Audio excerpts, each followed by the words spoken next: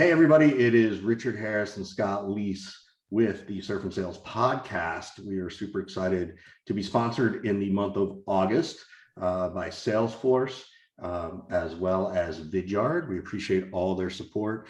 As you're looking at your 2022 budgets, by all means, there are lots of things going on with both those companies. Salesforce is certainly way more than CRM these days, and Vidyard's way more than just video prospecting. So please check out our sponsors. Also brought to you in part by the Harris Consulting Group and Scott Leese Consulting. So, why not plug us? Although we never have in 270 episodes. So that's the first time you've ever plugged us. So yeah.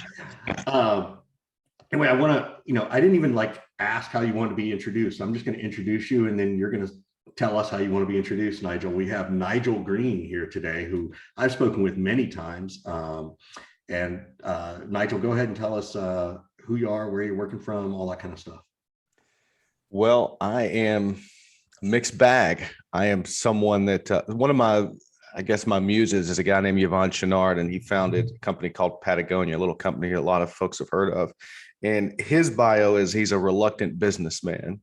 And I think to some degree that resonates with me because I would only work because of the people I get to interact with and some of the projects that I get to do. I don't necessarily love work, but I love people. And so my work is helping mostly mid-market, so 10 to 50 million in revenue, equity-backed healthcare sales teams that have a B2B offering. Typically, there's a technology component.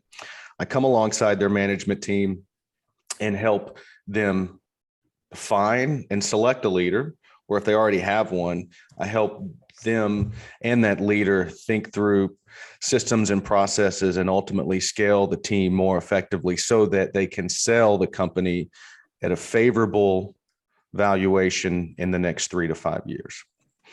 I do that outside of Nashville, lived in Nashville for 10 years, and in 2018 decided, well, actually I didn't decide. I came to terms with the fact that what you work on also works on you.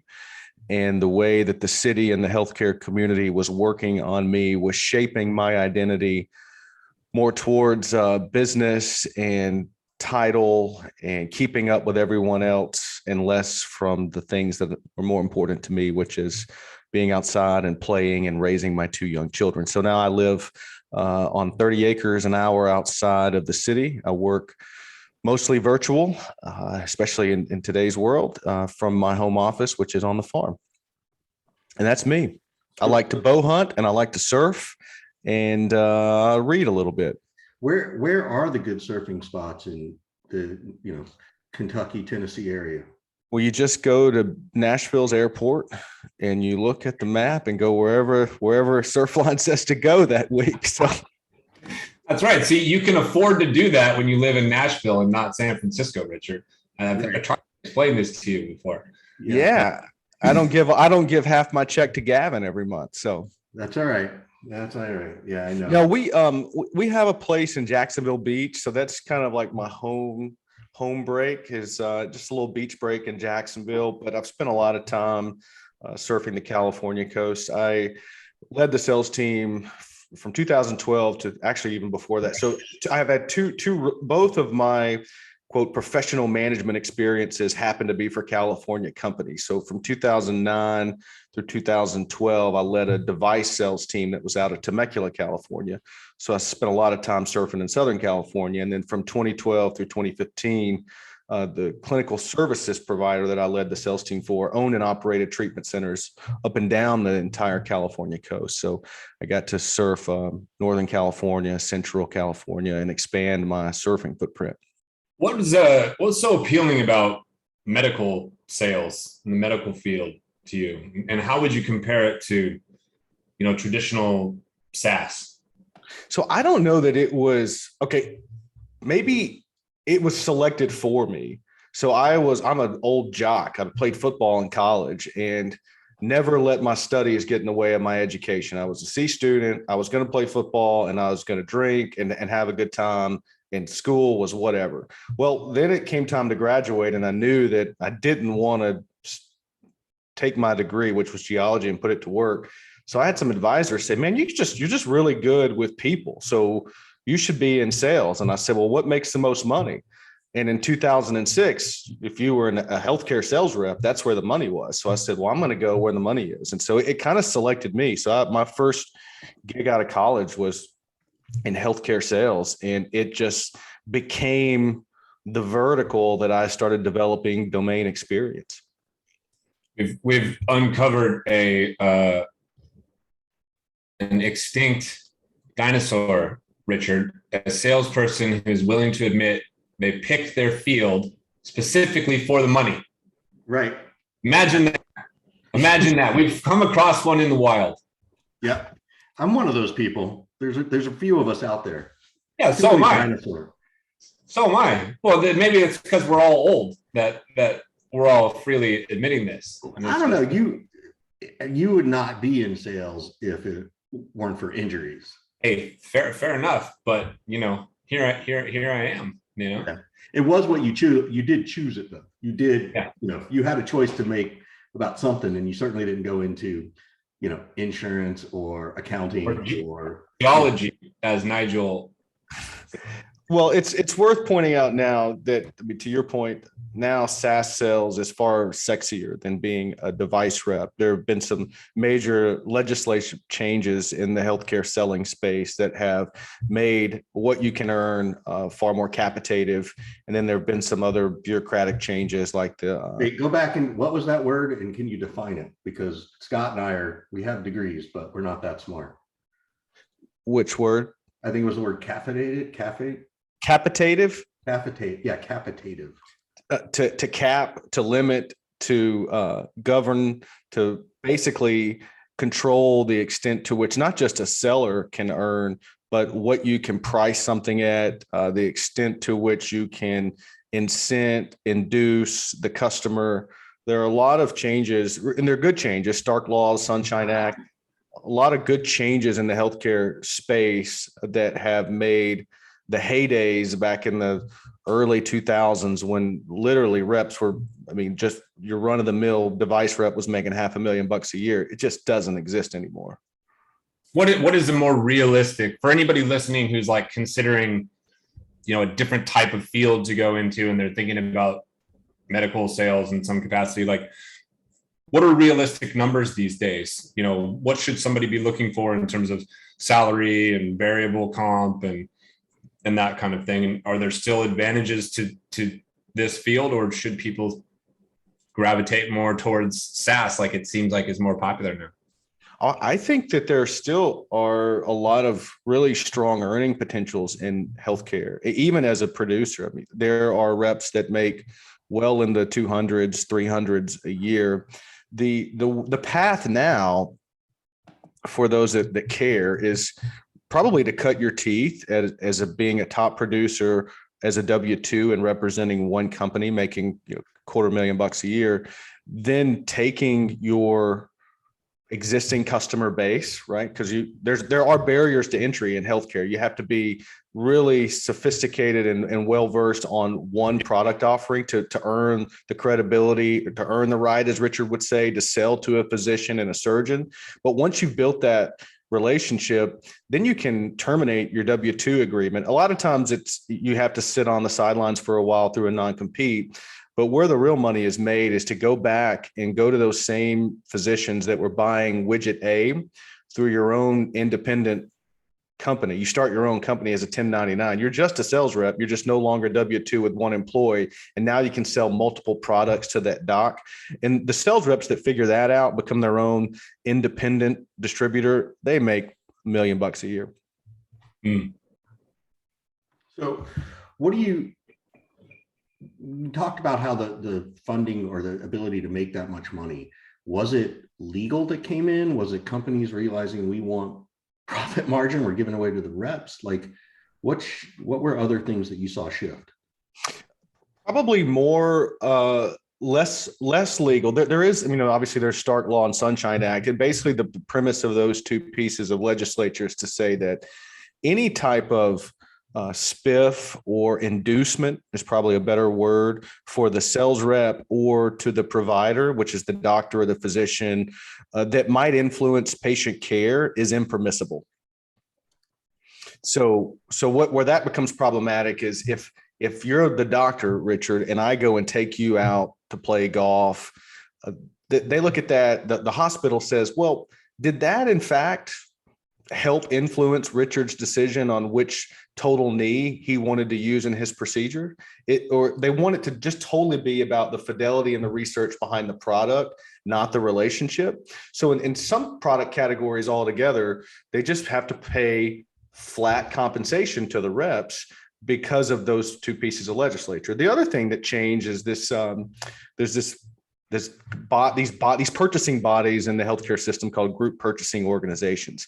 And essentially what they did is they said, if we can group multiple hospital systems together, we will increase their purchasing power. So forget the reps. We're just going to go straight to the manufacturer and say, hey, I represent these hospitals and I want your best bottom price.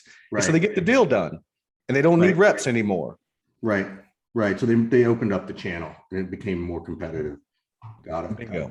I want to go back. Then the role of the sales rep became more about contract compliance and less about new business. Interesting. Richard, in case I ever decide to go that route with my sales career, just please refer me back to this episode, because I'm realizing how unqualified I am to do what Nigel has done in his career. That sounds like torture to me. I was going to say you wouldn't even be desirous of it. Was the whole point of this episode to just really just see your listenership decline? Because that's what we're doing here. We're putting everybody to sleep. No, it's to learn about things that we know nothing about. And I know nothing about this field whatsoever. Right. So we're fully educating ourselves on what I at least will never be able to do in my career. And let me ask you this, Nigel. I want to ask you this. Because I know I want to come to two things, but my first question is, talk about what's good about going. We've sort of like chastised it a little bit, which I don't think is, I don't want to. You can make $1 million still, Richard. So it's very lucrative for one. What else is, what else is good about this field? Is it, it's all in the field. So you do work from home, which was sort of built in for COVID, so to speak, or, what are the other strengths of this particular field for sales? In my experience, and I'll use SaaS as a comparison. So my experience with the SaaS space is that it's largely venture backed. Okay, so you have multiple investors that have written smaller checks and don't necessarily have the moxie or the tolerance for a longer growth cycle within the company. And that leads to a culture of insatiability on the management team and the investors, and a lot of micromanagement and unrealistic expectations. And a lot of that's also just driven by the multiples and the economics of the space. I'm building a clock to tell you the time. There's a lot of autonomy in the medical device space. You just don't have people, managers, investors that don't understand the business breathing down your neck about quotas and expectations and year-over-year growth that are untenable. So that's one advantage. And it's largely a sink or swim space. It's either you have it or you don't, because every year there's a new cohort of ex-college athletes that know how to manage themselves and will run through a brick wall for $1.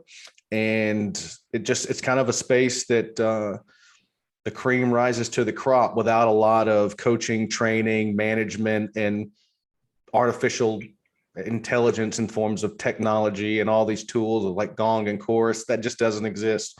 People don't use that. Got it. Would it help the industry and sellers in that industry to modernize some of the tactics, though, and bring some of the tech and the best practices of B2B into your world? Yeah, I think so. And I think it would also help. I think the truth's always somewhere in the middle. I think there are a lot of folks in the SaaS space that could learn from the autonomy that's given to sellers to allow them to create their own destiny and not be stuck in nonsensical motions of reporting and documentation. So, but yeah, absolutely, Scott. There's certainly a case for using technology to get more out of the sellers you have versus throwing more bodies at it.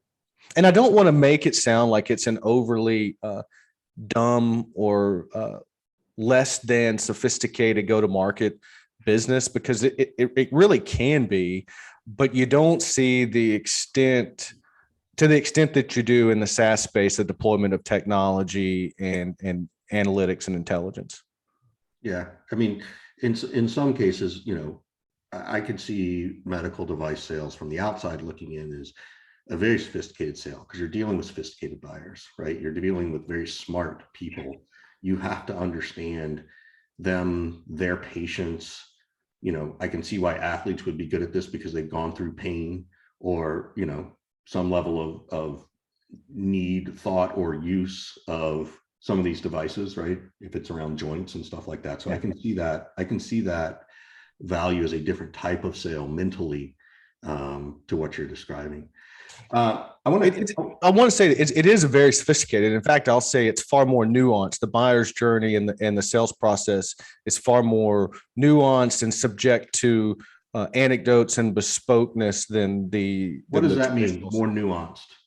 Well, like what we just talked about earlier. I mean, Dr. Harris may have had a relationship with Nigel for the past 3 years and could care less that Synthes has a new research study about this screw that comes out. He's been using Arthrex for 5 years and he's just really not interested in changing. So it doesn't matter. You just can't get in. Got it. So better product, better price, better outcomes, doesn't matter. Got it. So pain of change is a big objection in that world. Yeah. What I want to come back to something you said at the very beginning, which was, I was working, what I was working on was working on me. What did that mean? I can think of several words, but I want you to define it. Well, I'll give you a story. So in May of 2018, I just helped a good friend of mine who's the CEO of Reload we raised a $10 million Series A through a strategic healthcare fund. And 1 year into that, I found myself, now mind you, at 31, I'd had 2 successful exits as a sales leader. At 31 years old, wondering still about who was hanging out with who was going to be invited to go to this private equity event, sneaking off in the night to go look at emails. Even when I was at home, I wasn't at home. I was more concerned about the game. Scott, stop right there. Scott, I know you. How many times have you checked your phone since you've been on this podcast? Zero. That's impressive. Yeah. So how about between 7 o'clock at night and 10 o'clock at night? How many times do you check your messages? Whenever one comes through. Right. So is that what you were experiencing, Nigel? Yeah, to some degree. I mean, it was being always accessible, right? And not that there's anything wrong with, I don't think there's anything wrong with that. In fact, I attribute a lot of my success as a professional operator to being accessible and be willing to do the work and never quite turning it off. But I listened to, there was a Tim Ferriss podcast with a guy named Mr. Money Mustache. His real name's Pete, but he goes by Mr. Money Mustache. And it's like a 2.5 hour conversation about how if you just make a modest amount of money and think about the things that really make you happy and start optimizing how you spend your time and your money around the things that truly bring you joy, it changes the way you think about work, the way you think about retirement, and the way you think about how you go to work, where you work, the work that you do. And it just kind of kept eating at me that I was living this life that on the surface, it seemed really sexy and cool, but I was over it. I mean, I'd been there, I'd done it. And really all I wanted to do was be a dad, focus more on my family and not be mentally distracted and physically gone. I spent most of 2009 through 2015 gone.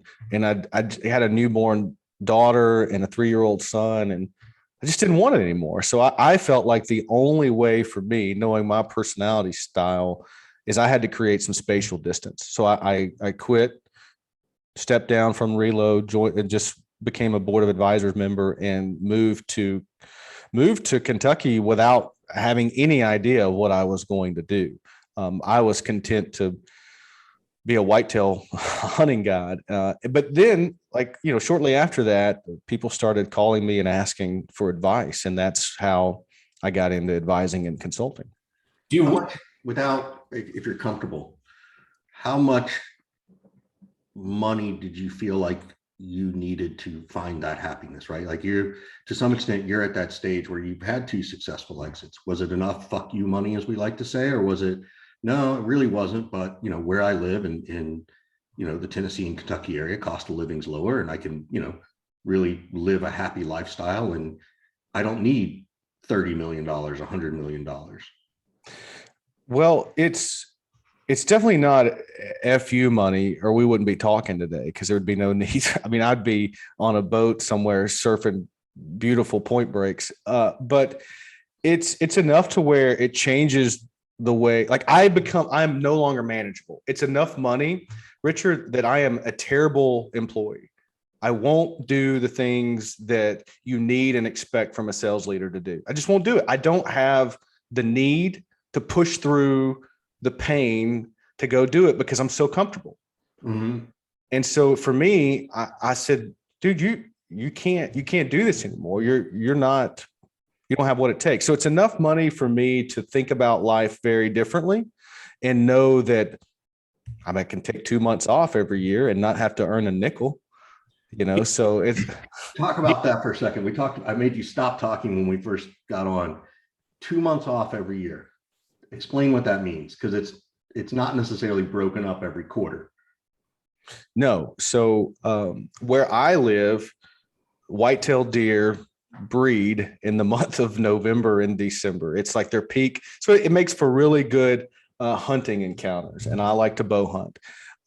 So I don't work in November and December so that I can be in the woods and chase these whitetail deer.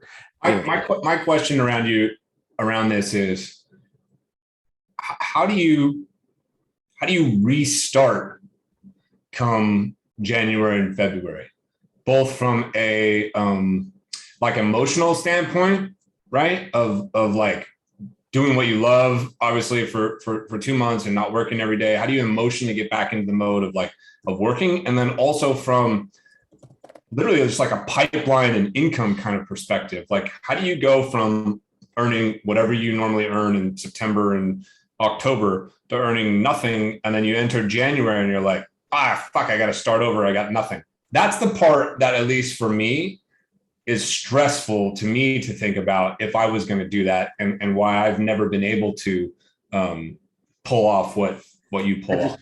I just chatted Scott. We're going to take this answer and we're just going to put it in a loop while he's asleep every night. How do you come back, Nigel? How do you start the engine? We might have lost him.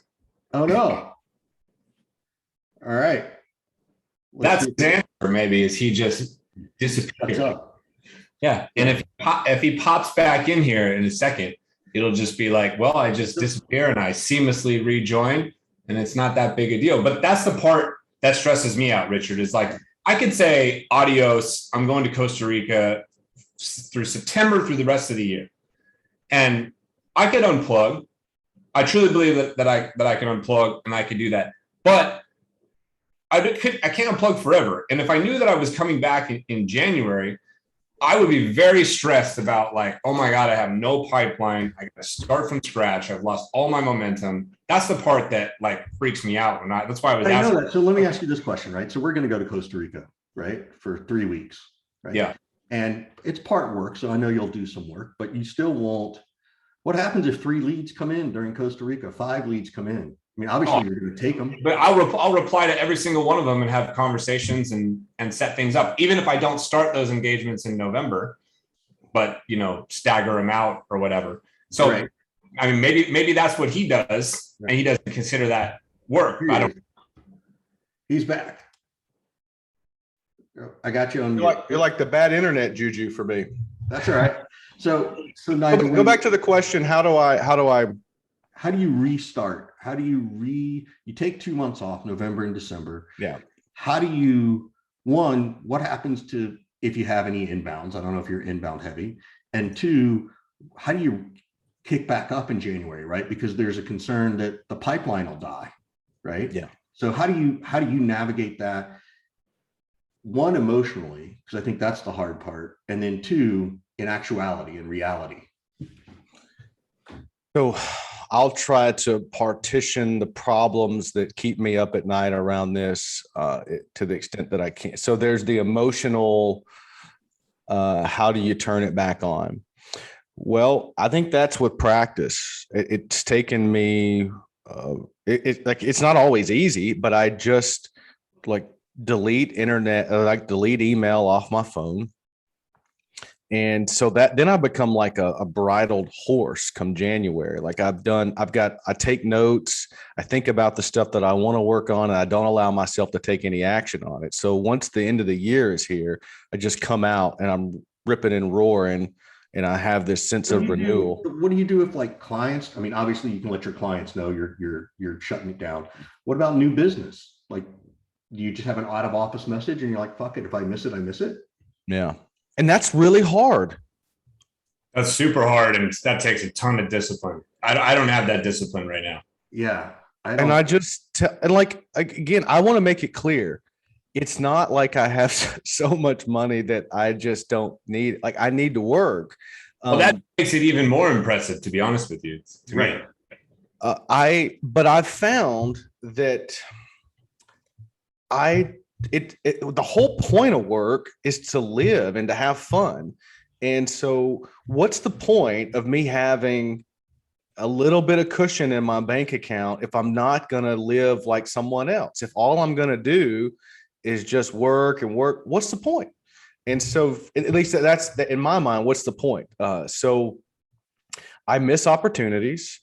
I have difficult conversations with my clients on the front end that, hey, it's right now, like say right now, we're in August, we're going to take on this project. It seems like everything is going great, but I'm telling you, I don't care what it is in November and December, you will not get me. And I'm trying to impress upon you now, Mr. Client, but sometimes it doesn't end well. There's like, you know what, this isn't working. And I've had two instances where they said, it's just not working. And I said, great. One of them hired me back in January. The other one said, not working. I don't bill them when I'm not working. So it's not like they're paying for something they're not getting. I have, so basically I have two kinds of work. I have ongoing coaching, and that's pretty easy. We set some objectives for the leaders that I coach, the things I want them to work on while I'm not there. And then we come back and we just pick right back up. Most of the folks I coach have been with me for 2 years. They started out as some of the first clients, and I've kept them. I miss projects, like I said earlier. And from a pipeline perspective, yeah, it takes a while to get it going again. And so what ends up happening is I build up my pipeline, I fulfill the work. And by about this time of the year, middle of August, I'm looking forward to slowing down because I've been running and gunning all summer. That's awesome. I can already see the wheels in Scott's head turning of like, hey man, put me on your out of office message. So here's a percentage. I read the book by Paul Jarvis called Company of One, because when I started as a consultant, there are all these ways, between online funnels to sell digital products to standing up a team and building an agency. And none of that really appealed to me. I said, I don't really want to build a course and have to go think about pointing traffic to it and paying for ads and building this community I've got to manage. And I don't want to build a team because I've already done that. And that just seems like people problems. So I read Paul Jarvis's book, Company of One, and he said the true sign of a solopreneur is the ability to set an upper end number and stick to it. To say that's enough. Upper end number, what does that mean? Revenue, clients, earning. This year, I'm going to do this much, and when I get there, I'm calling it. Like it's not this pursuit of like infinite. Okay, so let's say that I set my number to 20 clients this year, and it's August 9th. I've already hit my 20, and I'm like, it's a wrap. I'm taking off the rest of the year. How the hell do I get to 20 again next year? That part spooks me. So how do you coach me to not be worried about that? Well, I think part of what I do is a lot of it is around meeting them where they are and advising them through a season. So it's not, I'm going to teach you the 7 closing techniques, or we're going to work on this negotiating. It's more of, I have been where you want to go. So when I come back and I sit down with the CEO that hired me and I'm coming off sabbatical, I'm just through asking questions about how the business is doing, I'm able to uncover projects that make sense, add value to the business, that I can just jump in and start working on.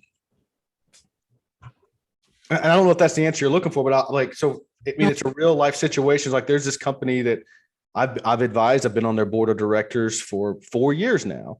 And I called the CEO a couple of months ago and I said, hey, I actually have some margin in my schedule. I'm going to come down and sit with you and I just want to catch up.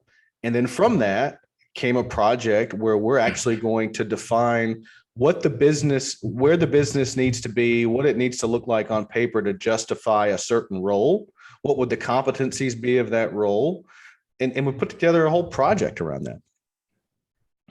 That's great. You got it sorted out. I just suck at this. I'm the type of person that like, I make 150 grand, 200 grand in a month. And then I divide that in half and I'm suddenly making 70 or 80. That's when he calls me. That's Yeah. when Scott picks up the phone and calls me and goes, oh my God, dude, my revenue's been cut in half. And I'm like, yeah, I'm that guy. Like I hate the scoreboard going backwards on Scott, me. I feel like I'm gonna make it clear. I'm not good at it.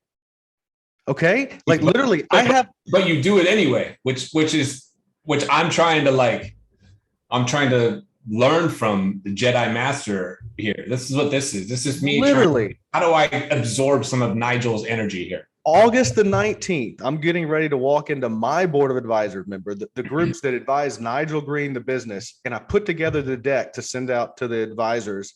And it's like the entrepreneur in me is scared because revenue is going to hit a cliff. But the person in me is relieved. And it's going to be a central theme of the board meeting is helping me navigate the entrepreneur drive to scale with this vacillation between what's the point. I think a fly on the wall of that meeting, Richard. I want to sit on that too. Like I would love to. I will tell you, Nigel, you should record that and put it out. Like I think people would find tremendous value as if your board will let you, like hearing that process, because I think that's where you probably create your ability to let go a little bit, right? I would hope that's what your advisors do. There's a lot of solopreneurs out there like us who can relate to this, right? Like Richard, we're both older than Nigel a little bit, but like I'm in my mid 40s. I got 2 kids who are middle schoolers, right? I got health challenges. I got a lot of other interests, whether it's surfing or whatever else. Like there's how do I figure this out? How do I get more comfortable? How do I do it anyway, even though it makes me uncomfortable? And there's a lot of other solopreneurs who are maybe earlier in their journey or just like crazy financially motivated. And they're like, nah, fuck that. I'm not that guy. I'm never going that direction. But there is a segment of the population like us potentially that this is super interesting and appealing to. And I just think it's commendable that you've figured it out and you do it anyway, even though it's scary and different. It's very authentically you. So I think it's pretty awesome. I think it makes me live more authentically. And I think it makes me a better consultant because I certainly come back different. Right. So if it's I was listening to this podcast this morning and it's from Cal Newport and he talks about cheating your craft. And it was coming from he wrote a book 10 years ago called So Good They Can't Ignore You. But he talks about how folks like you and I that have built a business around our expertise of cheating our craft. And so for me, if I run 12 months a year and just do work And the whole framework for the work that I teach and the guidance I provide is all from my experience. I'm cheating my craft. And so much of November and December, while I'm not working, I'm sitting in a tree for hours thinking about questions that I don't have the answer to, or problems that are still unsolved in my mind. For instance, I think about all the time how dumb SDRs are. Like, not the people, but like generally how dumb the notion of it is, how it's confusing for the customer, but I don't have the answer. And so I use things like my sabbatical to think through questions like that. How much other time do you take off a year? Well, I don't work any Fridays. So that's 52 Fridays. Yeah. And then, wow. I mean, I was gone for a week in June. We went down to Florida, a week in July. I don't know. I probably should go look and see how much I actually work.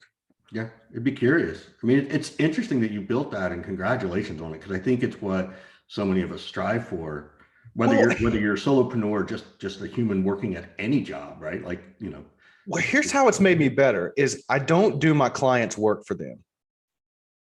I don't come to meetings that they just say, we're having a meeting and we want you here. I don't do that anymore. And I've found a delicate way to say, don't invite me to your standing Monday or standing Wednesday. I'm not coming. I don't care. And if they say, hey, can you send me this report, or what do we need to report on? And let's find a resource that you have that's probably more capable of doing it than me. And I don't put together presentations, or like, I just don't do that stuff. And I think I've learned to chip away at commitments that I don't need to do. And that's helped me, but it's hard work to do that. Yeah. I've finally gotten my place to that too. And I've sort of built a workbook for my clients that they can go and figure some of this stuff out. Right. So, but there's no pain-free life. I mean, if I'm being totally raw, there's a lot of me that, like, I get on LinkedIn and I'll look and see, man, Richard's got so many followers and Scott's got all this, Thursday night sales and Scotty's little sales club. And there's a little chirping in my head about. Yeah, but you just got done saying that you don't want to deal with community and managing. So I know, but that's the paradox, right? Isn't that the paradox? Yeah. Yes. Mm-hmm. Yeah, for sure. All right, but I want to be important and I want to be significant. And I see what you're doing and I'm saying, oh man, look how relevant and important they are. And nobody knows about me. I mean, so you got to deal with that. Yeah. It's an interesting dialogue and two sides of the coin for sure. So I gotta, we're gonna give a quick shout out to our sponsors, and we're gonna turn it over to you to ask us a question. But thank you to Salesforce and Vidyard for sponsoring us. We always appreciate their massive support. Please, as you're building out your 2022 planning and budget, that you start to look at these things and start to think about the pains you have and where those folks could be helpful.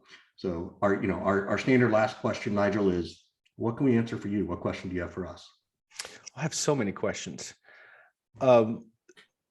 First one is for Scott, and it's a question that I have a lot of empathy around, largely because my book launch, Revenue Harvest, was by all intensive purposes, it was a failure.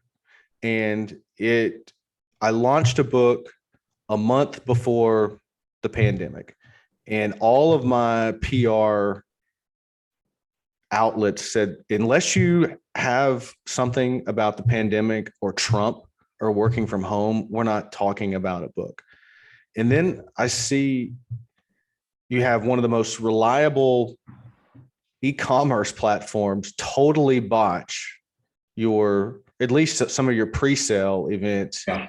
Yeah. And I couldn't help but think, I would freaking come unglued. And you just managed it with like such grace and empathy to Amazon. And I'm wondering, like, who did you go to talk to? Like, who was in your corner that talked you off the going nuclear? Well, Richard's smiling because he's probably one of the people. I think that I've done a good job surrounding myself with people who will listen to me complain. Yes. Okay. Yeah. I've used the phrase before, like I'm sort of a near-term pessimist and a short-term pessimist and a long-term optimist. What it means is like when something goes haywire like that, like I'm not immune to bitching and moaning at all. Like my go-to is like, what the fuck? The sky is falling. I'm catastrophizing everything. And I kind of put it out there to a few places, you know, Richard, maybe Amy, other friends of mine. I move past that real quick though. That phase doesn't stick with me very long. And I move real quick to like, well, what do I do now? Like I can't do anything about the fact that Amazon fucked up and canceled all these pre-launch orders. Like I lost hundreds of orders, hundreds, and they didn't come back. Not all of them for sure. There's nothing I can do about it. So here's what I can do. And I just try to make the most of that situation. So I think I don't internalize all of it. I have these little outlets. So I kind of get it out of my system privately. And then I move away towards like just acceptance and trying to make the most out of the situation. And, you know, taking a long-term view, which is my goal with any of these books that I've authored. I'm not trying to, you know, sell 1 million copies and get rich off the book. I'm trying to put some of my ideas on paper and have it be a calling card, if you will, and almost like a long demand gen kind of play, both for my brand, because now maybe somebody comes to Surf and Sales because they read this book and they like what I have to say. Well, I make a couple $1,000s off of that versus $10 off a book. Or maybe I put together this sales playbook, you know, book, this audio book or whatever, and like some founder hears it or some VP of sales, and now they bring me in as a consulting coach, and now I make $100,000 off of that. So I think I do a decent job of like understanding what this work is for and what results I'm kind of hoping to get out of it. Hopefully that answers the question a little bit. Richard, you're pretty open about your mental health, and mine, a lot of what led to me taking 2 months off every year was driven by really poor mental health, drinking too much, generally a very negative outlook on life, and questioning everything. And I wonder, like, now that things are seemingly opening back up, maybe not, I think, where do you see your business going in the next 12 months? It's, you know, my understanding is you do a lot of seminar type work, and maybe that's a mischaracterization, but are you seeing the seminar type, the more of training curriculum driven work picking back up for you? And how, and then the second part of that is like, how did you manage when it seemed like it was vaporized? So last year, good questions. Last year in April, when things went down, I did the first thing I'd never done in 50 years, which was get an advisor. I got someone outside of Scott and, you know, some other people, and was able to morph my business from live in person to live on Zoom. Most of my business has been you know, working with a client directly, going to their sales team, doing training, et cetera. So I morphed into more of a 5-week training and reinforcement program since I didn't have to travel as much. I'm morphing that back into in person as things open up. So that's the first thing. This year, you know, the world sort of adjusted for me too, in that I got these different kind of consulting gigs, some stuff that Scott's always been telling me to do, but they sort of finally started to come in my lap. So I'm looking to shift and create a little, you know, more into my advisory services, and even some sales ops stuff that I've traditionally avoided. I kind of realized where my niche is in there, so I can do some things that aren't solely reliant on training for my business. So I'm just, you know, I tend to move slow, right? Scott's all about action over ideas, and I'm get stuck in my ideas all the time. This is what Scott bitches and moans at me about all the time, and he's right. I just get in my own way. And I think that comes from my mental health. That comes from my imposter syndrome that I've had for as long as I can remember. You know, Scott always tells me, you know, you're worth more than you give yourself credit for. And so that's that's one of the beautiful things about our relationship is we're pretty direct about these things, and, not direct and being an asshole, but just sort of, we love each other and we care. So that's that piece. On to our people coming back to in person. They're talking about it. Nobody knows. Nobody, I don't care what anybody says. Nobody knows what they're going to do. I got off a call right before this to go speak at something in January. Assuming it happens. A good friend of mine works at a big company. They literally spent $250,000 doing their big sales kickoff. And on Monday, the day of, they bailed on it because of the Delta variant, right? And the CEO is just like, and they had to switch it in like 48 hours to virtual. How are they going to do this? And the CEO just wasn't willing to put that many people, as he felt, at risk, in the sense of, he would just feel terrible if something happened, right? He knew he wasn't liable, but he would feel terrible. In our family, we were going to host my father-in-law's 80th birthday party here with like 30 or 40 people, and we canceled. So I think everybody's desirous for these things, and it just depends on what those companies are comfortable doing, right? I think that's a big, some are comfortable with it, some aren't, and we'll still see, where it goes. So that being said, we're still doing surf and sales. In fact, as you plan next November, 2022, you need to plan for at least 1 week, either the second or third week of November, to be coming with us to Costa Rica, because we'll be doing it again. Although maybe Mexico, maybe we'll do somewhere different. All right. So, or we'll come in and we'll do some bow hunting and sales, and we'll just come to you. There you go.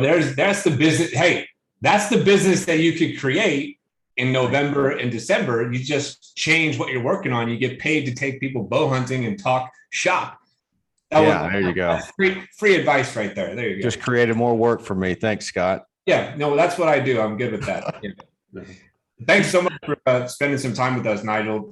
For me, at least, super fascinating to hear, your take and perspective on things. And I think, like I said, I respect your decision and how you're going about things right now. So good on you. Oh, thank you. Thank you guys for having me on. I have admired both of you. Richard, we've had a better relationship. Scott, I've just admired you from afar, and just commend you both for the way you speak in such authentic and true expert. You're an expert, but you say the things that other people just are thinking, but no one will be courageous enough to say. So I appreciate you being the lighthouse for the rest of us in that regard. Thank you so much. Thank you. Our pleasure, man. Good to see you, Nigel.